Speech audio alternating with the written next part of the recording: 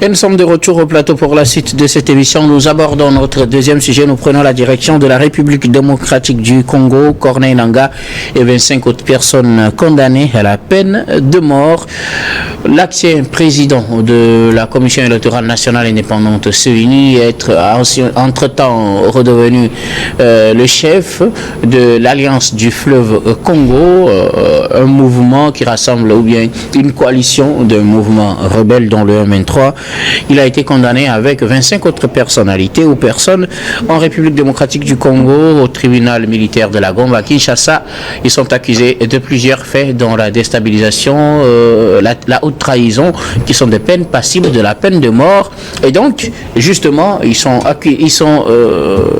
condamnés plutôt à la peine de mort selon ce tribunal ce jeudi. Corneille Nangaa et 25 autres personnes donc doivent répondre de leur peine. Bon nombre d'entre eux n'étaient pas présents lors de ce procès. On disait qu'environ 5 étaient en détention lors de ce procès. Et donc, plusieurs d'entre eux, y compris Corneille Nangaa, n'avaient pas pris part au procès. Condamnés à 25 ans de prison. Qu'est-ce que je dis? Condamnés plutôt à la peine de mort. Excusez-moi. Corneille Nangaa et 25 autres personnalités sont donc recherchés en République démocratique du Congo pour répondre de leur peine. Louis Kamako.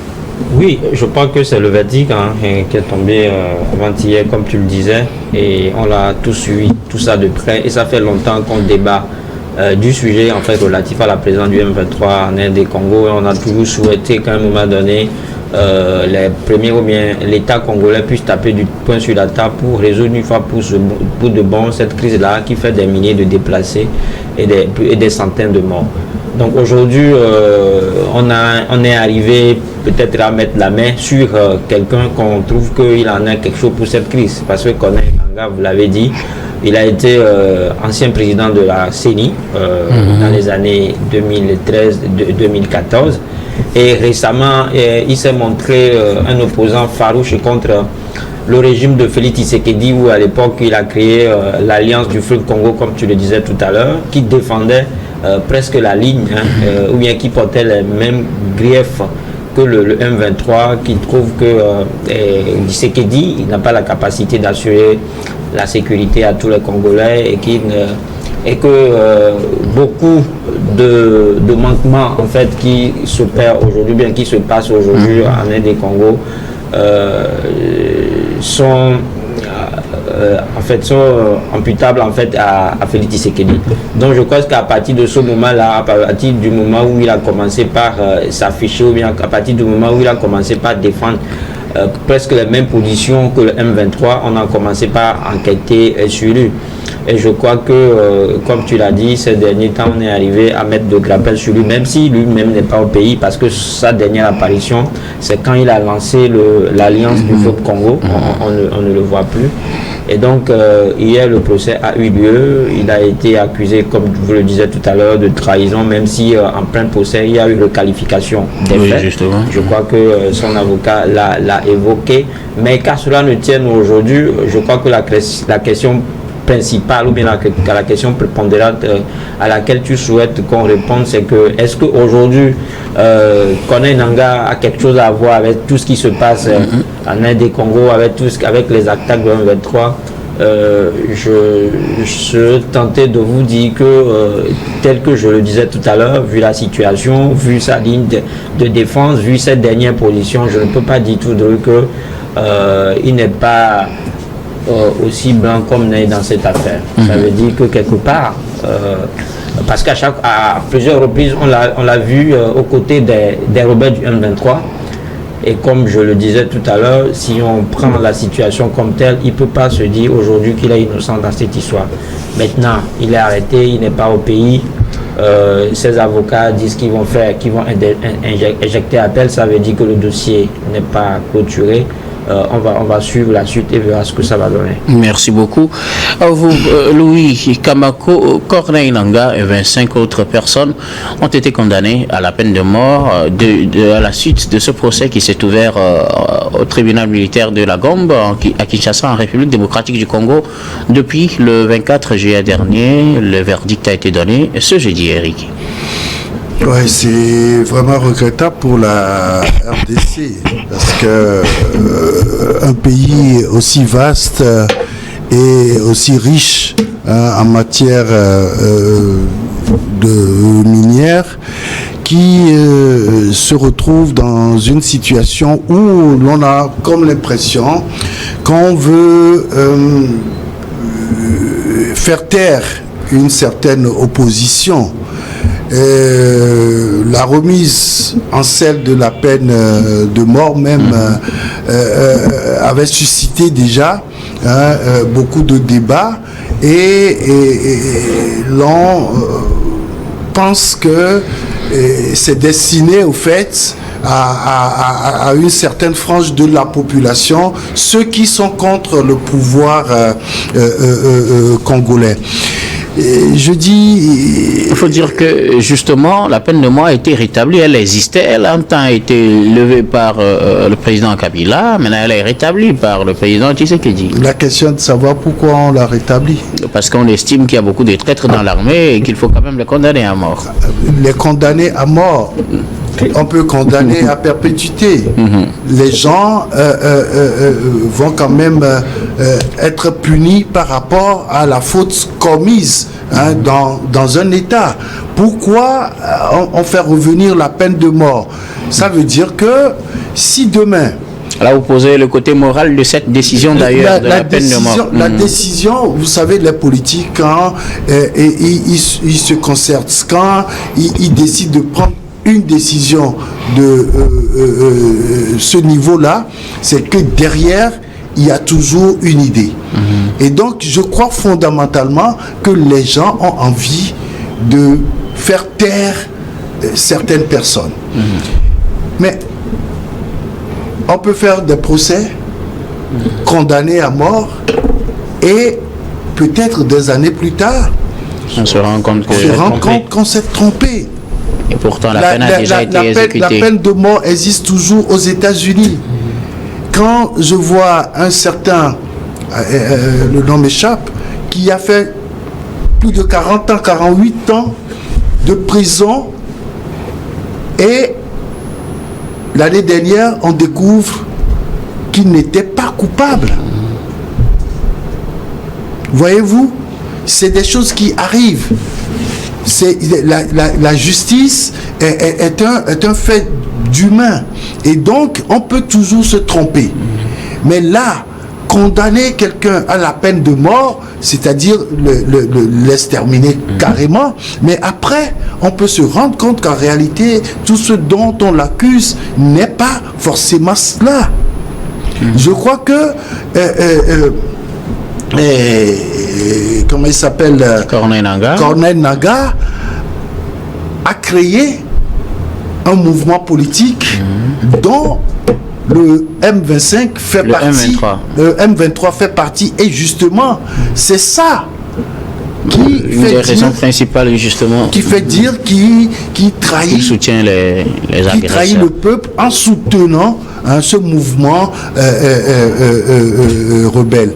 Et donc je dis, oui, on peut avoir dans sa formation, dans son association politique, une formation qui est au fond contre l'État, mais toutefois, cela peut aussi permettre de discuter avec ces gens-là, parce qu'ils ont pris les armes dans un objectif donné. Et donc, on peut toujours continuer par discuter avec eux. Je pense que la solution au Congo, par exemple, c'est de discuter avec le M23 directement, parce que ça relance un autre sujet. Oui. Le M23 a fait une sortie dernièrement indiquant qu'il n'était pas impliqué dans l'accord trouvé entre le Rwanda et le Congo, parce qu'ils n'ont pas été invités à la table de discussion en ce qui concerne le cessez-le-feu. Et c'est pourquoi ils reprennent leurs activités sur le terrain malgré le cessez-le-feu conclu entre le Rwanda et le Congo. Dans n'importe quelle situation, c'est important de discuter. Le dialogue est une arme qui permet aux gens de vivre ensemble. Pour vous, ce n'est pas une bonne décision de condamner à mort Corneille Nangaa et ses 27, non, les condamner à mort, à mon avis, ne résout pas le problème, puisque le M23 qui est le mouvement qui pose les vrais problèmes, continue pas d'exister. Merci beaucoup. À vous, Eric, je reviendrai à vous tout à l'heure. Georges Hérault, Corneille Nangaa et 25 co-accusés sont condamnés à la peine capitale. Décision prise ce jeudi par un tribunal militaire. En République démocratique du Congo, ils sont accusés de plusieurs faits, trahison, viol et puis tout ce que vous connaissez. Crimes de guerre également. Ils sont passifs donc de la peine de mort. Oui. Guillaume, la situation en RDC, surtout par rapport à la rébellion M23, ne date pas d'aujourd'hui. Je crois que ça doit, l'accord du 23 mars, je crois que ça doit être en 2009, que ça a été signé entre Kinshasa et le groupe rebelle. Et donc, je crois que cette situation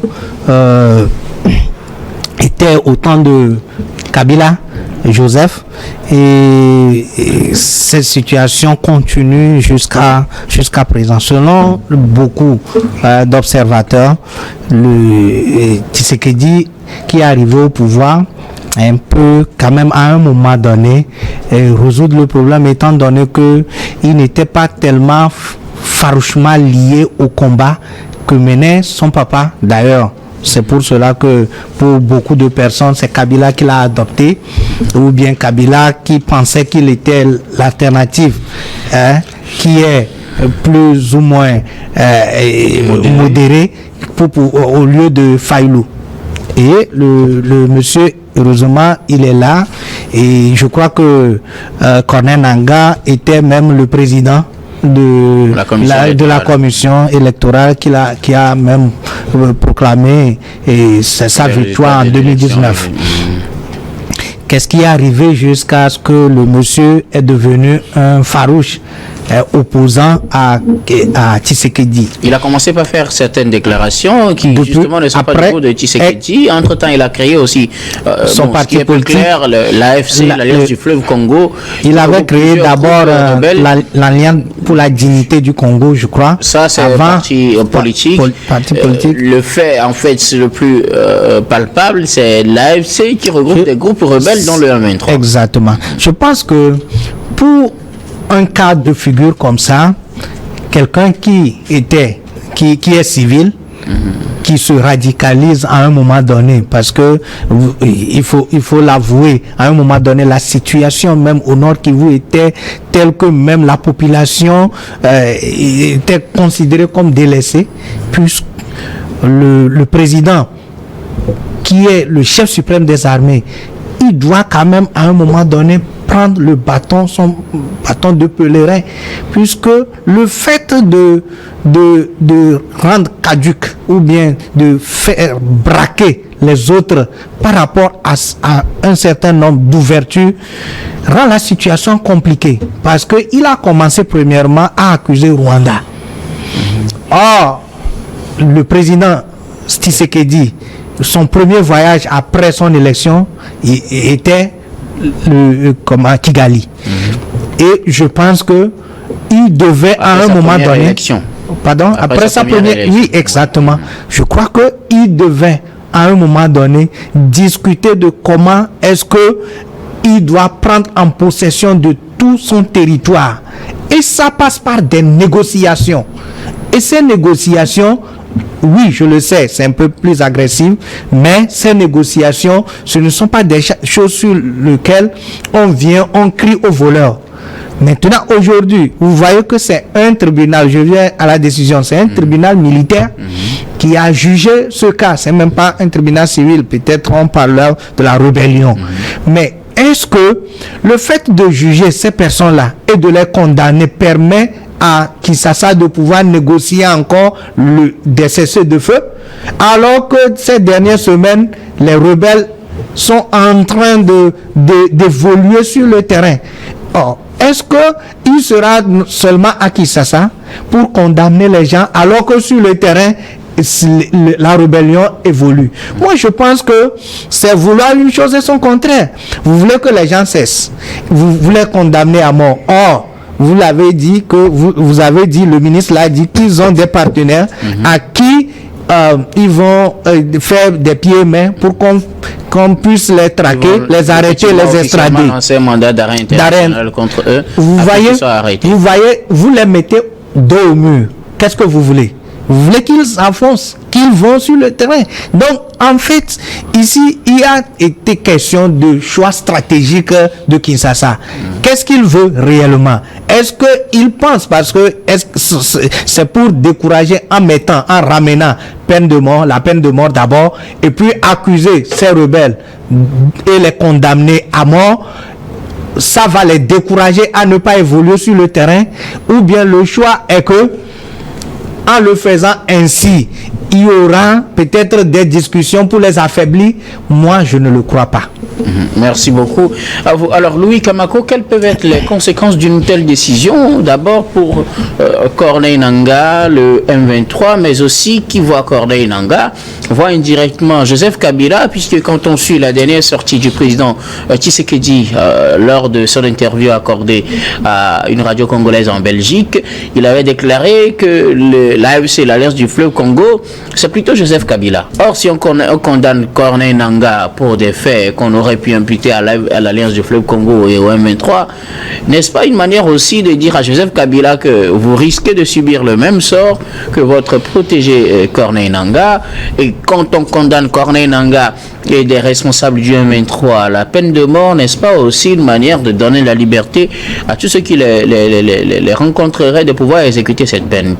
Vous l'avez vu, ça veut dire que si aujourd'hui Corneille Nangaa est traqué, automatiquement Joseph Kabila aussi doit avoir peur. Parce que les deux, on l'a dit que c'est presque la même chose dans ce dossier-là. Et donc ça veut dire que si aujourd'hui on colle une peine de mort à Corneille Nangaa, ça veut dire tout simplement que du jour au lendemain, si la justice congolaise était cohérente dans ses logiques, ça veut dire tout simplement que Kabila aussi devait être traqué dans les jours à venir. Mais ce que moi je crains, tout porte à croire qu'on est peut-être en train de frapper dans la fourmière, dans cette histoire. Parce que le M23 ne se limite pas seulement à Corneille Nangaa. Parce que tout ce mouvement-là a commencé bien avant. Le M23, c'était sans Corneille Nangaa. Voilà, c'était sans Corneille Nangaa. Corneille Nangaa n'est juste que venu au dernier moment avec l'instigateur de l'AFC. Ça s'arrête là. Il est venu apporter un soutien à des rebelles qui trouvaient le sommet de tous les Congolais depuis des décennies. Aujourd'hui, c'est-à-dire qu'ils vont se mettre, c'est-à-dire que ces rebelles vont se dire, celui qui leur témoignait ce soutien indéfectible là est arrêté. Donc ils vont se comporter en revanchard. C'est pour ça que je dis que la justice congolaise a frappé aujourd'hui dans la fourmière, parce qu'ils vont vouloir coûte que coûte revendiquer Corneille Nangaa, même si aujourd'hui il est resté introuvable. Il y a des gens qui ont été à ce procès et qui ont été inculpés. Ça veut dire que du jour au lendemain, ces 5 personnes-là vont subir, quoi qu'on dise, la peine de mort aujourd'hui. Et donc les autres ne vont pas les laisser comme ça. C'est des gens qui sont solidaires dans ce qu'ils font. C'est pour ça que je dis que cette décision plutôt, c'est-à-dire que dérange plus que ça ne résout la crise. Je crois que M. Johnson l'a dit tout à l'heure, que ce qui est mieux de faire, c'est peut-être de convoquer les gens nouveaux pour une discussion nouvelle. On peut toujours discuter avec l'M23, surtout quand vous analysez la situation et vous vous rendez compte que cette situation aurait pu être réglée depuis si les uns et les autres avaient la bonne volonté d'appliquer l'accord du 23 mars. Et si ce n'est pas fait, et aujourd'hui on en est là avec des tueries, des assassinats un peu partout.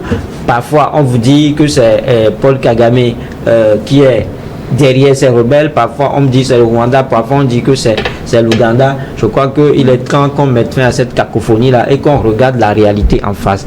Regarder la réalité en face, c'est ce que je disais tout à l'heure, c'est de rediscuter et voir dans quelle mesure les uns et les autres peuvent apporter leur contribution et arriver à déceler les tenants et les aboutissants de cette crise là. Mais si on se met à réinstaurer la peine de mort et à condamner une partie de la population, parce qu'à un moment donné on s'est montré vent debout contre une position d'un régime, je pense que on est complètement à côté de la plaque. Eric Johnson, quelles conséquences peut-on imaginer pour une telle décision du tribunal militaire de la Gambie concernant Corneille Nangaa et les 25 co-accusés, la peine de mort pour ces personnalités? C'est la radicalisation de ce mouvement-là. Parce que, autrement dit, ça veut dire que tous ceux qui sont aujourd'hui dans ce mouvement qui a pris les armes contre le pouvoir congolais, tous ceux-là sont des présumés condamnés à mort. Et évidemment, lorsque, et ça, c'est ce qui finit toujours une guerre, et lorsqu'il va y avoir peut-être un accord de paix, tous ces gens-là ne seront jamais tranquilles. Parce que le jour où ils seront peut-être encore trempés dans une autre affaire, ils seront condamnés à mort par rapport à tout ce qu'ils avaient fait. Et donc je crois que cette condamnation va radicaliser leur position par rapport au pouvoir central de la RDC. Et l'autre conséquence tout de suite, c'est que à travers cette condamnation, Tshisekedi va avoir encore plus d'opposants autour de lui, parce que les gens vont se dire, si jamais vous savez, on a vu ça, enfin, dans les pays de l'AES, où des gens, parce qu'ils se sont salués, parce qu'ils se sont téléphonés, tout de suite ils ont été arrêtés. Ça peut arriver, nous sommes des humains. Ce n'est pas parce que l'autre a pris les armes qu'il n'est plus un humain. Mais on peut toujours discuter avec ces gens. Mais je pense que si ça se fait et que l'opposition se dit, nous, on est opposant, demain on peut arriver au pouvoir. Et donc on peut déjà commencer par négocier avec ces gens-là, discuter avec eux pour voir les possibilités de retour de paix sur le terrain, et que ces gens-là sont arrêtés. Tout le monde a peur de la peine de mort. Et là, c'est dire que ça va créer encore plus de problèmes que de solutions selon mes analyses. Alors, quelles conséquences pour peut-être Joseph Kabila, l'ex-président? Surtout regarde ses liens avec Corneille Nangaa. Il va se préparer. Il va se préparer. Joseph Kabila, c'est Corneille Nangaa, c'est un de ses anciens gars. Et c'est vrai que il a eu à prendre position jusqu'à ce que Tshisekedi arrive au pouvoir. Et néanmoins, ils ont eu à travailler ensemble, et donc Kabila va se préparer. Et attention, quand un militaire commence par se préparer parce qu'il voit le danger arriver, il faut imaginer ce que ça peut être aussi. Merci beaucoup à vous, Eric Johnson. Georges Hérault, quelles conséquences pour cette peine de mort à Corneille Nangaa et 25 co-accusés? D'abord pour lui, le M23, et aussi pour Joseph Kabila, l'ex-président qui est très proche de Corneille Nangaa, et que le président Tshisekedi, l'actuel président de la République démocratique du Congo, assimile d'ailleurs, on considère comme l'instigateur d'ailleurs de l'Alliance du fleuve Congo. Il a encore déclaré cette semaine lors de son voyage en Belgique. En fait, je note que le Tshisekedi, pour son second mandat, n'a pas peut-être compris l'enjeu, parce que normalement on passe son premier mandat à résoudre les problèmes, et son deuxième mandat pour le développement, comme on le voit d'habitude. Mais je pense que son deuxième mandat aussi va être quand même secoué, va être quand même beaucoup d'attaques, de déstabilisation, si ce n'est pas une déstabilisation, un coup d'État, comme je peux l'imaginer. Mais je note que il rend difficile sa tâche, parce que aujourd'hui, le fait que les gens puissent savoir que ils sont, ou bien il y a une épée de Damoclès sur leur tête, qui est une condamnation, une peine de mort, ne permet pas que les gens à un moment donné puissent laisser l'arme, parce qu'ils vont dire vaut mieux mourir avec les armes en main que de se laisser pour qu'on les capture. En fait, aujourd'hui, la conséquence, c'est que que ce soit le Corneille Nangaa ou Joseph Kabila ou les co-accusés, y compris les rebelles de M23, ils vont se solidifier leurs relations et faire tout pour conquérir une grande partie du Nord Kivu et faire du mal à Tshisekedi. En fait, c'est tout ce qu'ils vont faire durant son deuxième mandat, c'est de faire du mal à Tshisekedi, de secouer sa politique de développement, en sorte que tout au long de son mandat, il ne fera que parler de paix et de politique de paix. Or, moi je dis tout simplement que Nangaa étant un civil, c'est des fils sur lesquels il peut quand même tisser pour avoir, comment vous l'appelez, pour avoir les rebelles de M23 et discuter en interne pour avoir cette paix au Nord Kivu. Parce que le M23, comme nous le disons ici, ne date pas d'aujourd'hui. Ça veut dire qu'il y a un civil qui est là et qu'on sait que Kabila, étant un ancien président, vous savez tout ce qui était passé. La relation entre Kabila et Tshisekedi n'était pas au beau-fils du moment où Tshisekedi a fait tout pour renverser sa majorité au Parlement et au Sénat. Ça a quand même apporté de coups à Kabila. Mais aussi, il sait que là où il est aujourd'hui, s'il ne fait pas attention, le camp Tshisekedi ne voudra en aucun moment que le camp Kabila puisse renverser cette tendance-là. Donc du coup, le camp Kabila se prépare depuis. Aujourd'hui, si on l'accuse, il risque de mettre ce pays-là qui était sur des braises, puisque un pays qui avait fait des guerres avant que Joseph Kabila, Désiré Kabila, Mobutu et tout ça là, ne risque encore de sombrer. Donc moi je pense que aujourd'hui il a été question que Tshisekedi puisse jouer véritablement son rôle de président et de faire en sorte qu'il rend plus futé et son arsenal de diplomatie. Et je ne sais pas comment il peut s'en sortir, mais je sais que il y a certains présidents, quand s'il s'agit par exemple du président togolais, il va trouver des astuces. Je ne suis pas en train de faire éloge, mais il y a à un moment donné, quand vous êtes président de la République, vous dirigez la destinée de toute une nation, il y a une certaine chose que vous devez faire.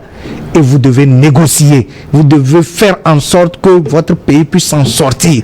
Il est clair aujourd'hui que Tshisekedi n'a pas encore en train, ou bien ne mesure pas encore l'enjeu de ce pourquoi il est là-bas. Merci beaucoup à vous pour vos contributions. Nous allons marquer une nouvelle pause pour le journal et on reviendra tout à l'heure pour la suite de cette émission.